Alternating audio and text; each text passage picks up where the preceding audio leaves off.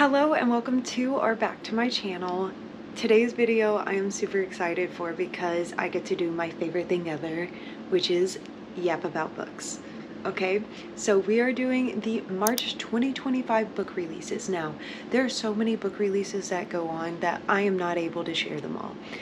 It's just how it is. So these books that I am talking about today are ones that, one, are on my radar personally, two are series that are on my radar that I haven't started yet, so they may be a book 3 or a book 2 in a series, and that series is on my radar, so that's why I'm talking about it. Or 3, it's a popular book or series that I've heard about and I just know like people are interested in it, so I wrote it down just to jot it down. Now again, there's so many, I could not fit them all into one video. There's just no way. Over 30 books will be talked about in this video. I will be going in order from beginning of March to the end. Anyways, let's talk about books that are coming out. If there are any books here that you are interested in, I will have a link to my Amazon storefront down below with every single book that I am talking about here today. If you want to pre-order, if you want to wait to order it later, up to you.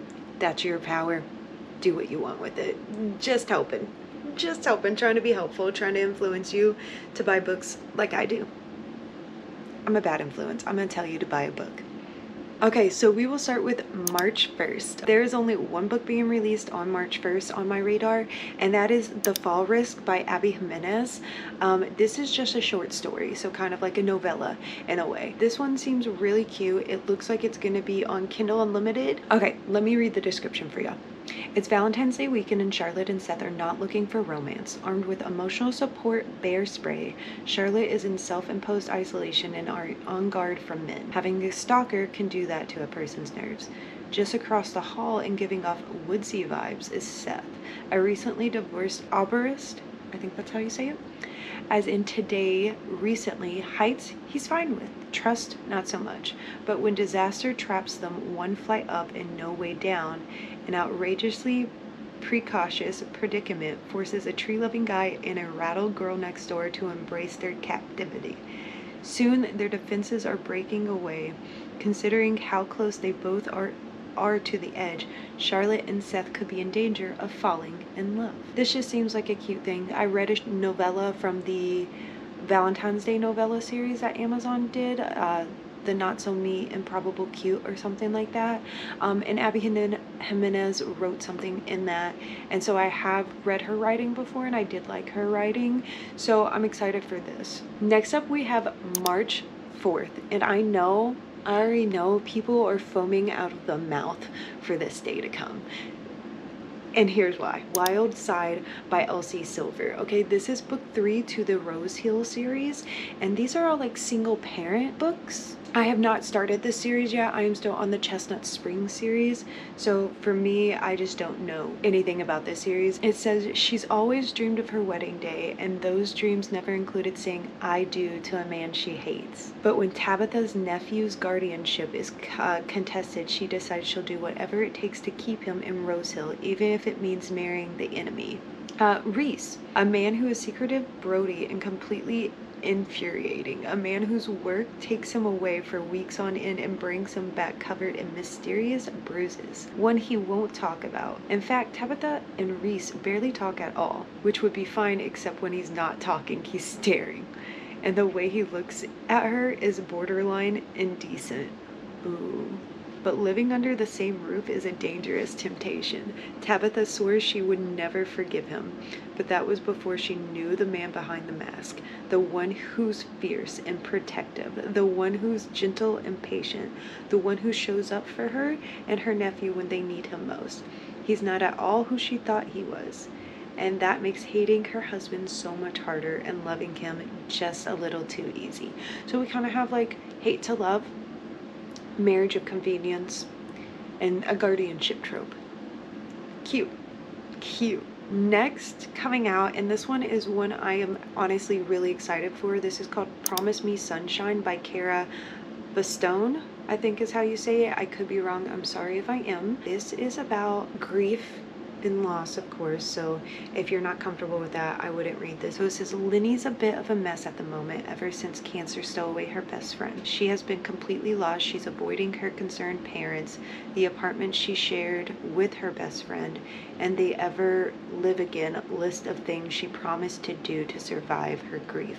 But maybe if she acts like she has it all together, no one will notice she's falling apart. The only gigs she can handle right now are temporary babysitting jobs, and she just landed a great one helping overworked single mom Reese, that's funny, and her precocious daughter. The only catch is the Uncle Miles always seems to be around and is kind of a walking version of a grumpy cat meme.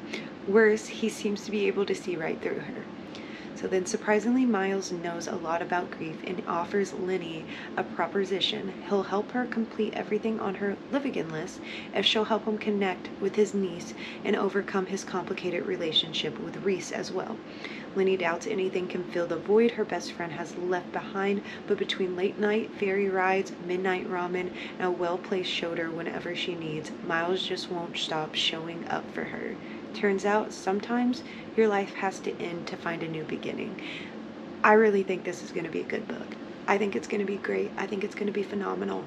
I'm really, really excited for this. The next book coming out March 4th is Oathbound by Tracy Deonn, I think is how it is said. This is actually the third book in the Legendborn cycle series. This has been on my radar for a while now. Now this, I feel like if I do read the description, it's going to spoil it because this is just straight up a series. It's not an interconnected standalone, so I will not be reading the description for this one. Sorry. Secret society, family secrets, a magic school, you know, all that. Seems like a fun time. Seems like a good fantasy book as well. Next we have They Bloom at Night by Tran. But They Bloom at Night, this is more of like a mystery thriller book, and I'm actually very interested in this one because this seems very unique and I'm not sure how this is gonna go. Since the hurricane, the town of Mercy, Louisiana has been overtaken by a strange red algae bloom. Nona and her mother have carved out a life in the wreckage, hiding from the mutated wildlife that lurks in the water and trading it to the corrupt harbor master. When she's focused on survival, Nona doesn't have to cope with what's happened to her at the cove or the monster itching at her skin. Mercy has never been a safe place, but it's getting worse. People are disappearing, and the only clues as to why are whispers of underwater shadows and the warning to never answer the knocks at night. When the harbor master demands she captures the creature that's been drowning residents, Nona finds a reluctant ally in his daughter Covey, and as the next storm approaches, the two set off to find what's haunting Mercy. After all, Nona is no stranger to monsters. It's only around 272 pages, not bad at all, but I do think this is going to be one of those like creepy stories that's really going to have me like thinking. Okay, next we have Fable for the End of the World, and actually this edition looks so cute. There is a deluxe edition. The sprayed edges just look so good. Okay, so this is a fantasy book, so I'm not gonna lie to you, there are names in here I'm not gonna be able to pronounce. There are things in here I'm not gonna be able to pronounce, so let me basically break it down for you. So basically we have the main character, and I'm not sure how to say her name. That is the main problem. But basically her mom racks up all this debt pretty much in their world, and instead of being a mom and figuring it out, she ends up offering up her daughter as a sacrifice for, I believe, the gauntlet, because it's one of these bloodbaths things, and it's a survival thing, basically like games and trials. So there's that, and then there's another girl. So this other girl has done the gauntlet before and everything, so she really can't afford to lose and all that. So then both of them end up like doing the gauntlet together. So that's pretty much what that's about. Okay, then we have Kiss Now, Lie Later by C.W. Farnsworth. This is actually a re-release. They are actually dropping a edition. This is their deluxe first run print is what it is, and so it's gonna have these beautiful sprayed edges. I have pre-ordered it already. On top of it, it's a soccer girl and a football guy. And I believe it's brother's rival. So that just sounds so interesting for me. This is part of a series. It's book 1 of the Rival Love series. Okay, she's from one town. I've heard a lot of things about the quarterback. Weston Cole is popular, conceited, and arrogant. Most importantly, he's spent the past 3 years steadily dismantling my family's football legacy. I should hate him, and I did until I ran into him freshman year and discovered he's also complicated, considerate, captivating. When our paths cross again senior year, the awareness becomes more dangerous than his suggestive smirk.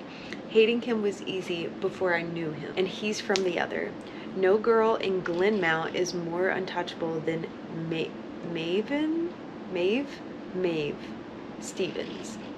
She lives across enemy lines. Her father is their head football coach. Her twin brother is their quarterback. Oh my God, it's twins. Oh my gosh.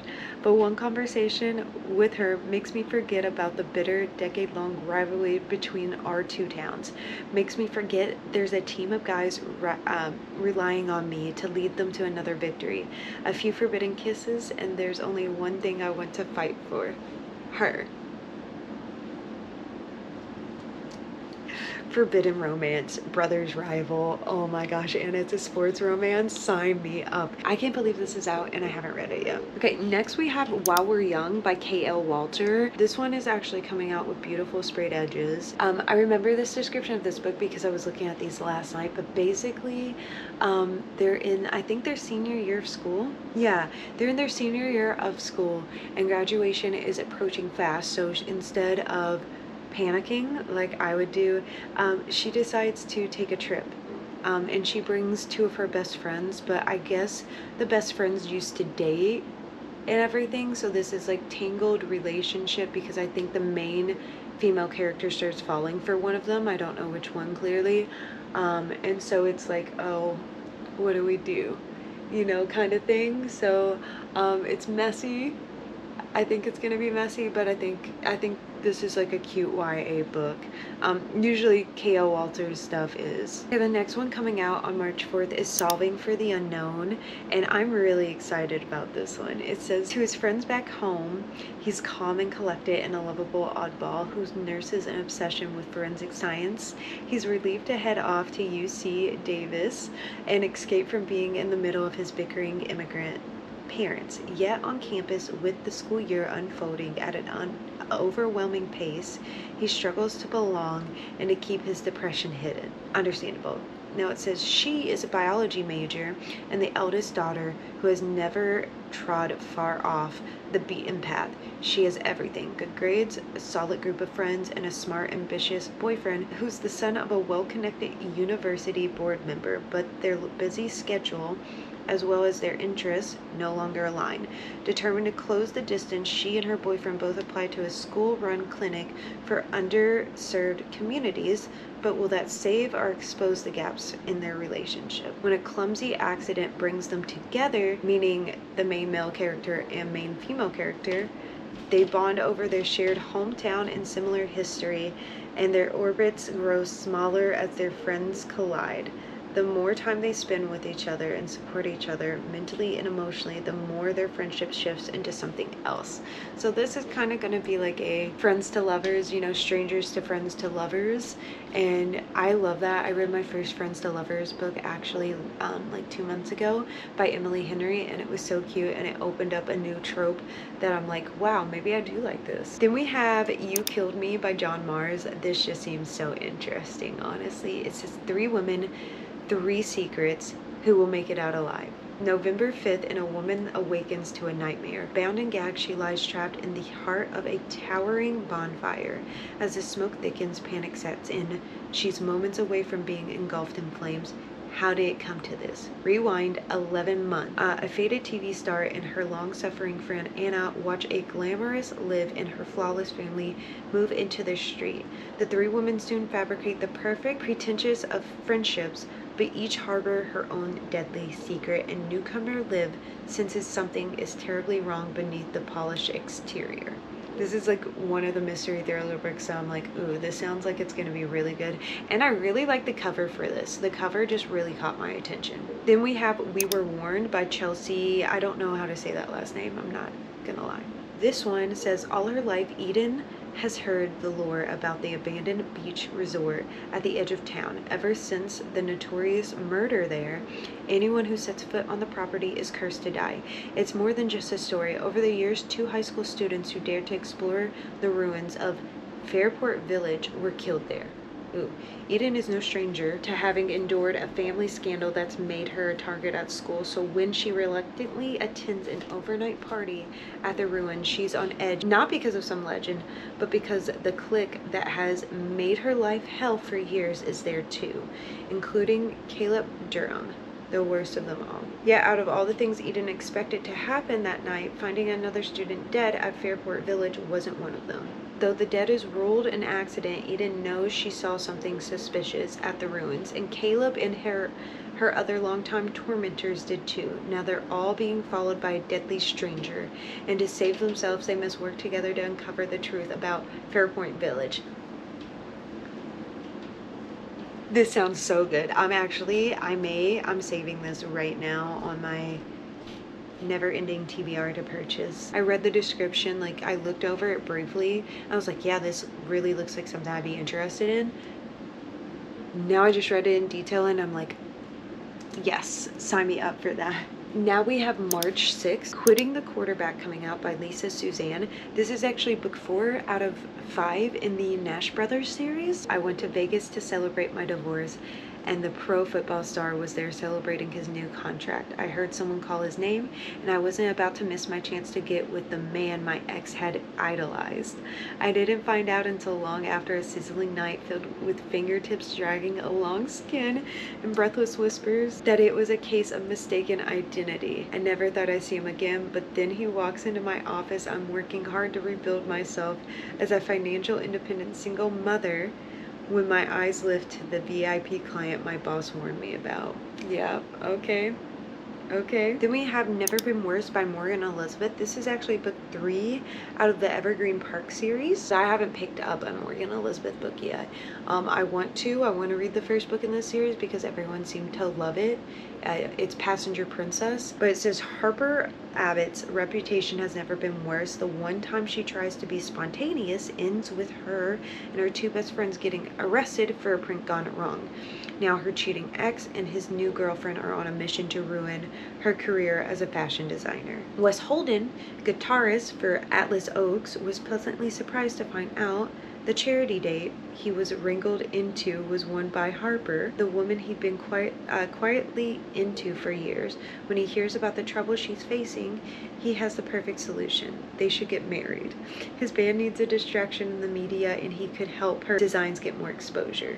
So this is a marriage of convenience trope. It sounds cute. It sounds like a good time, honestly. I think this is going to be good. Then we have The First Kind of Love by Celeste Byers. Now this is the final book, book 5 in the Riverside Reapers. And it actually comes out on Kindle Unlimited. Okay, so the girl in this book is actually, I don't know her ethnicity, but her name is not one I can pronounce. A one-woman army married to her job at the ripe age of 24. Her vision board consists of espresso machines and a foam art instead of white dresses and wedding bells. With her family's business about to go under, her future balancing on the knife's edge of guilt and responsibility, she has her whole life planned in a pretty little schedule planner, no less, until a rogue hockey slap shop comes craning into her tiny coffee shop, dismantling everything she thought she knew about herself. Okay, this is Fulton's well-known nerve wreck and barrier of dreaded whatever title has been crushing on the pretty barista who's been serving Kim dairy-free coffee for the last 4 years. He never thought he'd muster the courage to ask her out until one of his teammates springs a destination wedding on him, on the entire team. Now with his friends goading him into bringing a +1, Fulton takes a leap of courage to get the girl of his dreams. That's gonna be cute. So this is, I think, just a whole hockey romance series pretty much. Which leads me to my next book, which is also a hockey romance. It's called Captured Love by Emery Page. This is book 3 in the Crestwood University series. It is only available on Kindle Unlimited from what I can see. It says Celine Davis has always been known as the confident, carefree one, the friend you could count on for a good time, but beneath her bold exterior she hides insecurities about her curves and wonders if she'll ever truly be enough. The last thing she needs is to get tangled up with Knox Sanchez, the emotionally unavailable, smoking hot hockey star who's made it clear he isn't looking for anything serious. But despite her better judgment, a one-night stand leaves Celine wanting more, only for Knox to remind her it's just casual. Hurt and frustration, Celine ices him out, determined to focus on school and her job at the library, but when their friend group overlaps, staying away from Knox proves impossible. Knox knows he should keep his distance with his demanding schedule on and off the ice, and a disastrous breakup that left him emotionally guarded. Relationships aren't on his agenda, but no matter how high he builds his defenses, Celine is the one person who makes him want to break them down. But she won't give him the time of day. That's so funny. The more she pushes him away, the more he's determined to win her over. With nosy friends, unresolved feelings, and undeniable chemistry, Celine and Knox are headed towards a face-off. Yeah, I want that. I want that now. Actually, that sounds so good. So good. Okay, next we have March 11th books. I'm going to start with My Big Fat Fake Marriage by Charlotte Stein. Something has to give. Could it be her heart? Connie has always distrusted nice guys. In her experience, they're just waiting to reveal some horrible secret, and then she meets big, adorable Henry Samuel Beckett. Editor extraordinaire, lover of bow ties, sweet and so cheery she struggles to believe he's real, till Henry, or Beck, as he's known to most, tells her the secret underneath his sunny surface. He's been single all his life, but in a moment of panic, he's told everyone at his publishing house that he's married. And when Connie, an aspiring writer herself, can't help denying him, she ends up being the fake wife he doesn't actually have. So this is fake dating. It's not a marriage of convenience. It's fake dating. And this is gonna be so good because she's into him already. Okay, then we have Story of My Life by Lucy Score. And this I do have pre-ordered. This is beautiful. The sprayed edges on this is gorgeous. Absolutely gorgeous. Hazel Hart was a successful romance novelist until a breakup dives her straight into writer's block. Having failed and failed some more to deliver her new manuscript, she's hiding from the world behind a wall of old takeout containers until her publisher lays down the law. If she misses her next deadline, it's the end. Desperate for inspiration, Hazel impulsive buys a historic home online and flees Manhattan to the tiny Story Lake. Upon her arrival, involving an incident with a bald eagle, she discovers the charm of her new home may have been slightly exaggerated. The home is a wreck, and the town is struggling after their biggest employer shut down. Also, since her raccoon-infested home came with a seat on the town council, our introverted heroine is stuck with a front row seat to all the small town shenanigans. But Hazel isn't worried, not since all 6 feet 3 inches of grouchy contractor Campbell Bishop slapped a bandage on her forehead and unintentionally inspired the heck out of her. This is gonna seem cute. I mainly bought it for the sprayed edges, I'm not gonna lie, but it's gonna be a cute story as well. I already know that. Then we have Fan Service by Rosie Denan. This, honestly, the cover caught my attention on this, which it makes me interested to know what this is about. This is the only place small town outcast Alex Lawson fits in is the online fan forum she built for The Arcane Files, a long-running werewolf detective show. Her dedication to archiving fictional supernatural lore made her internet famous, even if she harbors a secret disdain for the show's star, Devin Ashwood. Ever since his show went off the air, Devin and his career has spiraled, but waking up naked in the woods outside his LA home with no memory of the night before is a new low.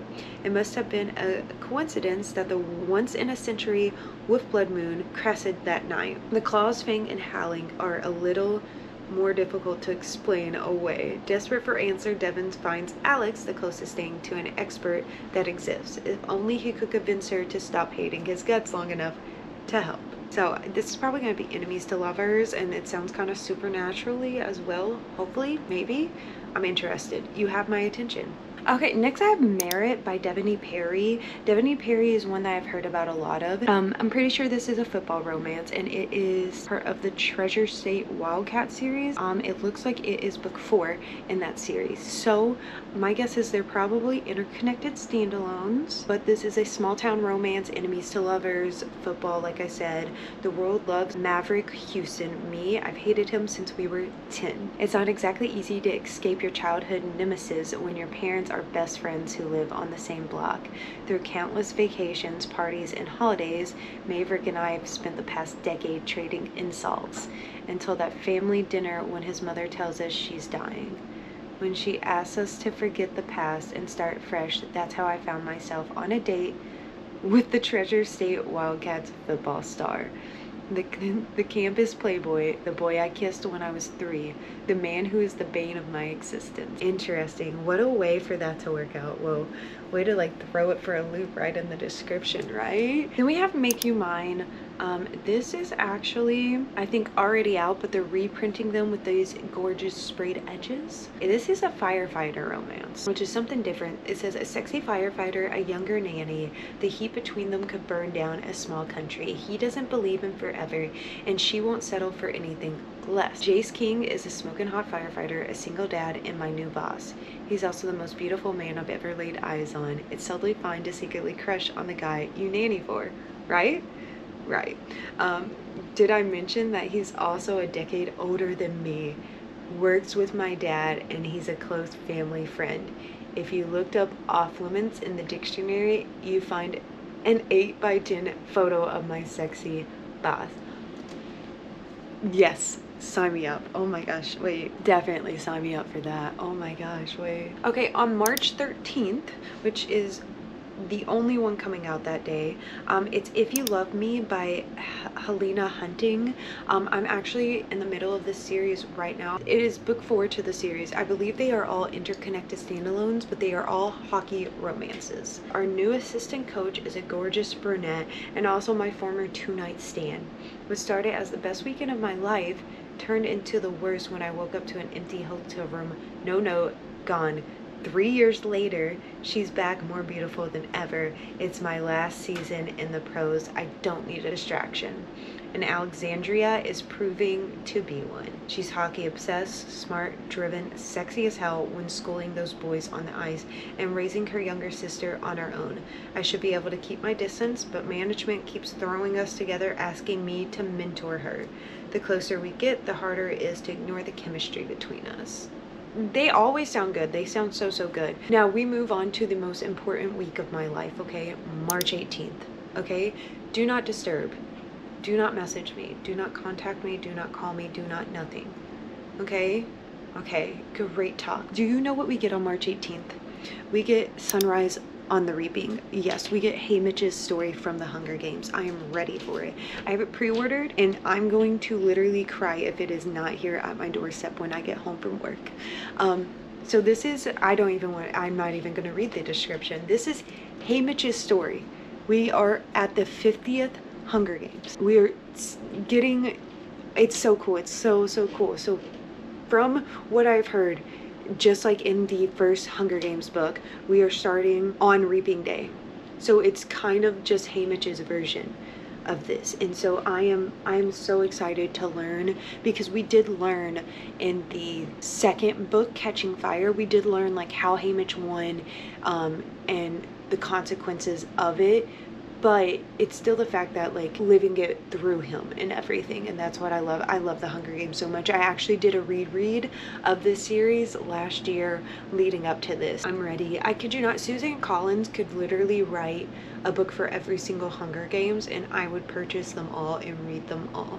I'm that addicted to this series. You could make so much money off of me easily, Suzanne Collins. It's a no question asked. Like, then the Strawberry Patch Pancake House by Lori Gilmore comes out. This is the 4th book to the Dream Harbor series. So it's a single dad, forced proximity, slow burn, found family as well. So it says, as a world-renowned chef, single dad Archer never planned on moving to a small town, let alone running a pancake restaurant.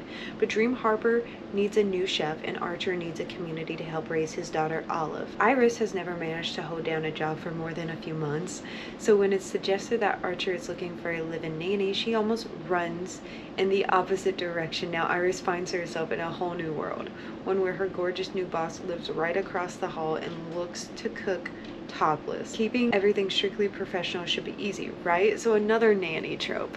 I have The Nanny by Lana Ferguson on my bookshelf, and I have yet to read it, and I need to, because the nanny trope seems really good. Same thing with Heartless by Elsie Silver, another nanny trope. Maybe I'll do a reading vlog of just single dad ex nanny. We have serial killer support group. Now when I first saw this, I was like, isn't this Final Girl Support Group? Because there is a book called Final Girl Support Group. I was like, wow, this is so weird. And I went and saw, and it said for fans of Final Girl Support Group. The cover does remind me of it a little bit, so it's a little different, but it says, when Sierra Griffin's younger sister is murdered by a serial killer, Sierra knows better than to expect justice from the hands of the police department. With the investigation already dying its own slow death, she follows the blood trail and finds her own way forward. Using insider information, don't ask, she infiltrates a support group for serial killers by pretending to be one herself in hopes of finding the person who ended her sister's life. Proving herself to them comes at a cost, but it's one she's willing to pay in the name of revenge. Wait. This is gonna be so good. Then we have Beautiful Exile by Catherine Cowles, and these editions are dropping with gorgeous sprayed edges as well. They're solid, just color sprayed edges, but I love it. This is book 4 out of 6 of the Sparrow Falls series. So it says, I should have known Lincoln Pierce was trouble from the moment I held my knife to his throat. Oh my god. I've been running for most of my life, hiding away in a small town and hoping no one discovers who I truly am. The only problem is that I can never let anyone know the real me. Or at least that was true until my brother moved his best friend onto our shared property. Now I'm stuck trying to avoid the nosy billionaire probing questions and piercing stares. And it doesn't help that I almost killed him the first time we met. Oops. This is gonna be good. Then we have The Haunting of Room 904. I'm not even gonna lie, the cover, I saw this cover and I was like, this seems like it's gonna be creepy, you know. So it says, Olivia was never supposed to have the gift. The ability to commune with the dead was the specialty of her sister, but when her sister dies unexpectedly and under strange circumstances, somehow Olivia suddenly can't stop seeing and hearing from spirits. Now I stopped reading the description there, and I'm gonna stop there for y'all too, because I think going into this book without knowing anything else is gonna be an amazing experience, and I'm gonna be so creeped out. I really hope this is a book that's gonna make me like not want to walk in the dark, you know, like turn all the lights on in my house and be like, okay, there's nothing here. That's what I want. Next we have 9 Month Contract by Amy Dawes. Beautiful sprayed edges, by the way. Beautiful sprayed edges. I think it was already out on Kindle. I could be wrong though. Don't hold me to that. Okay, so it says, I wanted to pummel my irritating brother when they posted their own version of a wanted ad to help me with my life, but I can't fault the results once the right woman lands in my lap. Becoming a single father is not a decision I made lightly. In fact, the biggest decision of my entire life. Which is why when I interviewed Trista, I know she's perfect. She's loud, she's opinionated, she wears cowboy boots. Even my pet goat loves her. She's the exact type of person I was holding out for. And to my great horror, I realized on our first night of attempting this baby-making dance, when the lights are low, the cheap wine is flowing, and the home supplies are laid out on the kitchen counter, I want to do a lot more than just make her my surrogate. I want to make her mine. So he's like looking for a surrogate to become a single dad, I guess. Grumpy Sunshine, Small Town Romance, Age Gap. Okay, so next we continue with the Veiled Kingdom series. So Reveled Crown, I think is how it's called, by Holly Renee. Anyways, this is coming out on Kindle Unlimited on March 18th, so I wanted to put this in here. Pretty sure this is a series, not an interconnected, you know, standalone series, so I wouldn't be able to really tell y'all anything, but just know that is coming to Kindle Unlimited. Next we have Spring Fling. which this seems like it's going to be so cute. So it says, spring is in the air and Miley has everything she could ever want. Her tackle shop is thriving and employs a third of Lake Creek, Arkansas. And she lives with her beloved granny and her little sister Cassie, who both keep her on her toes. As tourists pour into town for the annual fishing trip, or fishing tournament, Miley is in her element and ready to bring her all-woman team to victory. After moving to Chicago, Ben never thought he would return to Clay Creek, but with his grandfather and mother gone, he's left to deal with their estate. His plan is simple: come in quickly, fix up his lakeside childhood home, sell it quickly, and get out. He underestimates how quickly his arrival will stir up the local gossip and how intensely his unresolved feelings for Miley, his childhood best friend, will resurface. Okay, so childhood best friends, probably strangers now, maybe lovers later. This seems like it's going to be like a cute summer romance. Like I would purchase this during the summertime. Okay, and lastly on March 18th, I have Hangry Hearts, which I love food. I'm a big foodie, so I saw a food romance and just immediately saved it. So it says, Julie and Randall used to be best friends. Now they only see each other on Saturdays at the farmers market, where their once close families are long-standing rivals. So when Julie and Randall are paired with ultra-rich London Kim for a community service school project, they are forced to work together for the first time in years. It quickly becomes obvious that London has a major crush on Julie, but Julie can't stop thinking about Randall, and Randall can't stop thinking about how London is thinking about Julie. Soon, promoted by a little jealousy and years of missing each other's school project meetings, turn into dates at their favorite breakfast shop and then secret kisses at the beach, far from the watchful eyes of their family. Okay, so this is secret relationship. Foodies, I like it. Forbidden love. Okay, on March 20th, I'm foaming out of the mouth for this, by the way. We have Kiss the Villain by Rena Kent, a dark enemies to lovers romance. You already know, I'm looking forward to it. So, my darkness meets a darker soul. I'm a golden boy, a genius law student, the heir to the Carson Empire, and the doubtful son. Or at least that's what it looks like from the outside. Deep inside, I have the urge to set the world on fire. I keep these impulses in check, rarely indulging in mayhem, until one night of debauchery backfires and I'm caught by a villain. I bury the entire ordeal with the rest of my skeletons. That is until that night walks into my classroom in the form of my new professor. Okay, Caden Lockwood, a criminal who's teaching criminal law. I can't expose what he's done without unmasking my secret life. What I can do, however, is force him to taste the poison he gave me. In the clash of titans, Caden and I break and crumble, and I'm starting to realize this dangerous game may have no winner. I'm excited because this is related to Legacy of God, so it's like a new book series connected to that series. The Renaverse is just so complex. It's actually just crazy. Also on March 20th, we have Save Your Breath by Candy Steiner. I'm pretty sure this is part of a series, but it says this just in: hockey bad boy and pop star extraordinaire engaged. That was the headline we wanted, if only I'd known the cost to get it. Alexander has been my best friend since high school and the only man who's ever been able to truly get under my skin. With his reputation for trouble and a smirk that could melt ice, he's always the NHL's favorite bad boy. When my publicist's plan to fix my image collides with his need to clean up his own, we find ourselves in a fake engagement that feels too real from the start. Fake dating, love it. And obviously it's a sports romance too, so it's gonna be a good time. Okay, we are almost done. We only have a couple more. We have 2 more dates. So we are on March 25th.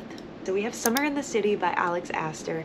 I'm excited for this. Alex Astor, I have read Lightlark and I have Nightbait and Skyshade on my TBR as well. I really like her writing. This is exciting. It says 27-year-old screenwriter Elle has the chance of a lifetime to write a big budget movie set in New York City. The only problem, she had writer's block for months and her screenplay is due at the end of the summer. In a desperate attempt at inspiration, Elle ends up back in the city she swore she would never return to, in an apartment she could never afford. It's perfect place to write her screenplay until she realizes her new neighbor is tech billionaire bachelor Parker Warren, her stairwell hookup from 2 years ago. It's been a lovers to enemies situation ever since. When seeing him again turns into a full night of hate-fueled writing, Elle realizes her enemy slash twisted muse might just be the key to finishing her screenplay. Okay.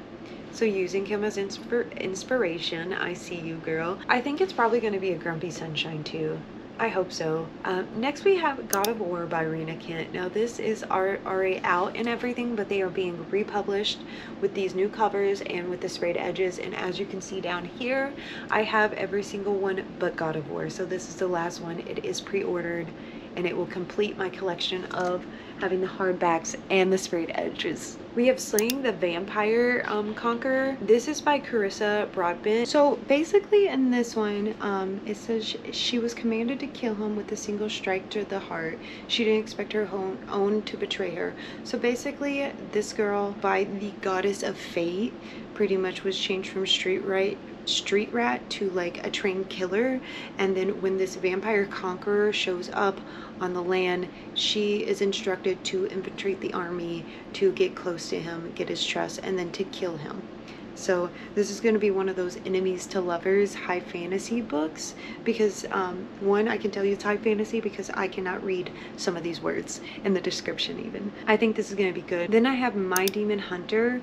My Demon Valentine was the first one, I believe, but this one is My Demon Hunter. Beautiful sprayed edges. I love, love, love the sprayed edges for this. So it says, the hunter shall become the hunted, and the timid shall become the fierce. Enslaved to an evil demon queen, I don't know how to say their name, has only ever served one purpose. He is the hunter, the one who drags the guilty back to hell. But finally tasting freedom on earth has changed him, and for the first time misquestions his duty. The human female who smiles at him with no idea what a monster he is, draws him in, and he'll do anything to possess her. Lily Donovan thought the most dangerous thing about running the corner store at night would be the aisle of junk food. She didn't bargain on encountering chaos in the form of a man with unusual tattoos and amber eyes stalking her through the ice cream section. Since the death of her parents, Lily has tried to forget what she is, but denial is not an option when she's confronted with everything she's been running from. So interesting, paranormal, seems cute. My friend Haley bought the first book, which is why I was like, oh, I know of this series. So then we have Just Our Luck by Denise Williams. I am so excited for that. So it says, Sybil has always been lucky, but lately she can't catch a break after years of bouncing from job to job in search of something that feels right, and from man to man in search of something special. She's worried that she's the directionless, floundering daughter her family thinks she is. All she really wants now is a little financial stability and carb comfort. Lucky for her, she got just enough in the bank to buy a lottery ticket, and the late night donut store is open. Kieran Anderson puts his dreams of becoming a doctor on hold, taking over the family-run bakery, and after fighting a losing battle to save the place, he's exhausted, broke, and no closer to getting back to school. But when a whirlwind of a woman sweeps in late one night, flirty energy gives way to more, until she runs out the next morning, leaving behind her winning lottery ticket. Oh my god. Wait. And then he tries to return it and it goes viral and it jumps up his cells and everything. So wait, so this is maybe, oh, this is going to be so cute. Because it's just like luck that they run into each other and they're, yeah, she wins the lottery, it makes them go viral, so this is going to be cute. And lastly, on March 26th, we have The Girlfriend Zone by Lauren Blakely. This is book 4 out of 5 to the Love and Hockey series. So it says, in my defense, I had no idea the tattooed, glasses-wearing softie hottie. I spent one perfect day and one unforgettable night was a hockey star on my father's team. Whoops, and Miles didn't know I was the coach's daughter. That's the point of a no work talk date. But now he's as forbidden to me as I am to him. When I land a new gig as the team's photographer, we vow to keep it professional. We mostly succeed, except for that time after a game when he couldn't keep his talented hands off of me, but I swear it won't happen again. Too much is at stake. I can't risk my heart or my father's team. So forbidden romance, coach's daughter, This is honestly good, and I've heard Lauren Blakely's writing is really good. A lot of people love this series as well. I've seen it on TikTok a couple of times. So that wraps us up. That was the last book. So thank you for hanging out with me as we talk about the March releases coming out this year. I cannot believe how many amazing reads we are getting in this month alone. So I'm excited. A couple of books are on my radar, especially making this video. Like, a lot more becomes aware on my radar, a lot more new authors, new stories. So I'm so glad I did this. If you do not mind, please like, please subscribe. I would love to have you come back and get notified when I am posting more. Thank y'all. I love y'all. I appreciate y'all, and I will see y'all in the next one. Bye.